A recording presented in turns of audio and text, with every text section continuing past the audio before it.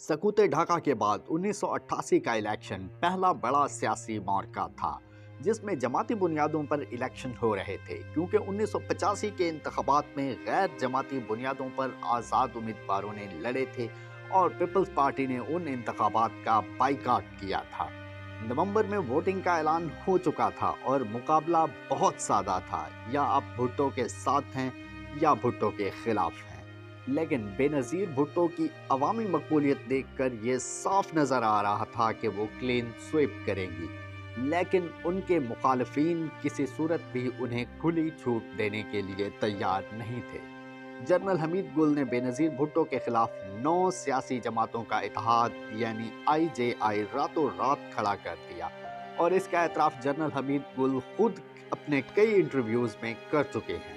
मुलाकात में जनरल साहब ये कहा कि मैंने आपके खिलाफ IJI बनाई थी। जी, मैंने आपके खिलाफ नहीं कहा, मैंने IJI बनाई थी, वरना हम इलेक्शन तक पहुंच नहीं सकते थे, ये मैंने बताया। उन्होंने कहा कि जनरल साहब आई अंडरस्टैंड। नवाज शरीफ की जमात जो उस वक्त तक सिर्फ मुस्लिम लीग कहलाती थी, वो उस इत्तेहाद का सबसे बड़ा हिस्सा थी।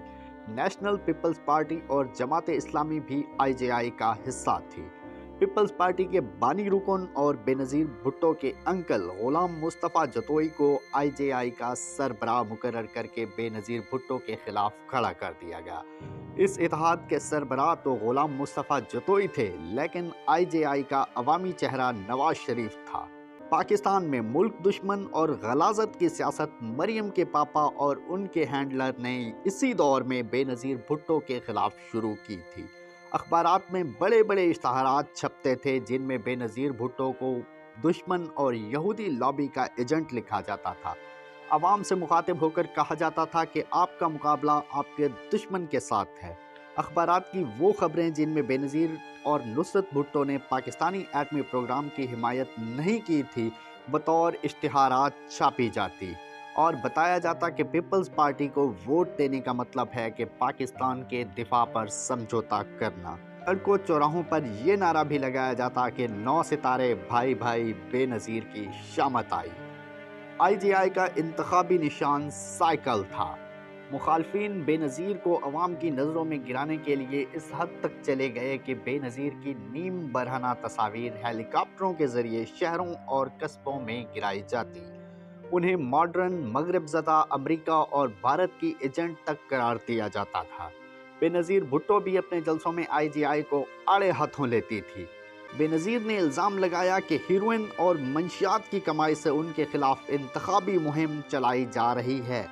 ये एक इंतखाबी जंग थी। जुल्फ़िकार अली भुट्टो और ज़ियाउल हक के जानशीन आमने सामने थे और वो दोनों मरकर भी इन इंतखाबात में जिंदा थे। 16 नवंबर को कौमी असम्बली की 207 नशिस्तों के लिए वोटिंग होनी थी और कामयाबी के लिए 104 नशिस्तें चाहिए थी। पीपल्स पार्टी ने 92 और IJI ने 54 नशिस्तें हासिल कर ली। आज़ाद उम्मीदवारों को मिलाकर पीपल्स पार्टी की तादाद 115 हो गई। इन इंतखाबात की दिलचस्प बात यह है कि IJI के सरबराह गुलाम मुस्तफ़ा जतोई और पीर पगारा भी हार गए।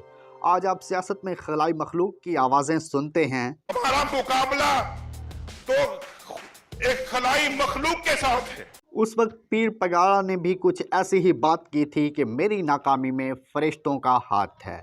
पुराने घाक सियासतदान हार गए, भुट्टो और ज़िया के जमा साल जानशीन जीत गए। अब मुकाबला इन दोनों के दरमियान था और पाकिस्तान में नए दौर का आगाज़ हो रहा था, लेकिन अभी इंतखाबी जंग ख़त्म नहीं हुई थी। उन दिनों कौमी और सूबाई असम्बली के इंतखाबात एक ही दिन में नहीं होते थे। पहले कौमी असम्बली और 3 दिन बाद सूबाई असम्बली के लिए वोटिंग होती थी। कौमी असम्बली में इलेक्शन हारने के बाद IJI को सूबाई में भी हार का खौफ था, लेकिन उन्हीं दिनों बेनज़ीर का ये बयान सामने आया कि वो किसी पंजाबी को अपना लीडर कैसे मान लें, और IJI ने इस बयान को कैश किया और रातों रात पूरे मुल्क की दीवारों पर यह नारा लिखवा दिया, जाग पंजाबी जाग, तेरे पगनू लग गया दाग। जब सूबाई इंतखाबात का नतीजा आया तो 88 नशिस्तें पीपल्स पार्टी ने और 91 IJI ने जीत ली। नवाज शरीफ ने आज़ाद उम्मीदवारों को साथ मिलाकर पंजाब के वज़ीर आला बन गए।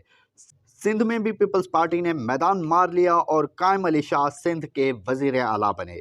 2 दिसंबर 1988 को बेनज़ीर भुट्टो ने वज़ारत उज़्मा का हलफ उठाया और वो पाकिस्तान और आलम इस्लाम की पहली खातून वज़ीर आज़म बन गई। तो उम्मीद है आप लोगों को इन्फॉर्मेशन पसंद आई होगी। वीडियो को लाइक करें और चैनल को सब्सक्राइब करें। शुक्रिया।